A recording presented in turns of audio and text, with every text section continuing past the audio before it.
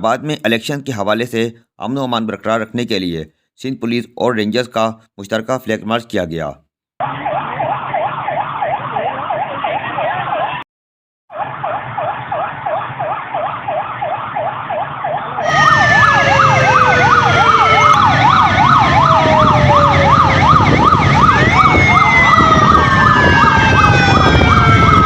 आवाज़े वतन न्यूज़ से ख़ुसूसी गुफ्तगू करते हुए कहा, माय नेम इज़ गुलाम शबीर सरखी। मैं एसडीपीओ सिटी हूँ और इस फ्लैग मार्च को लीड कर रहा था।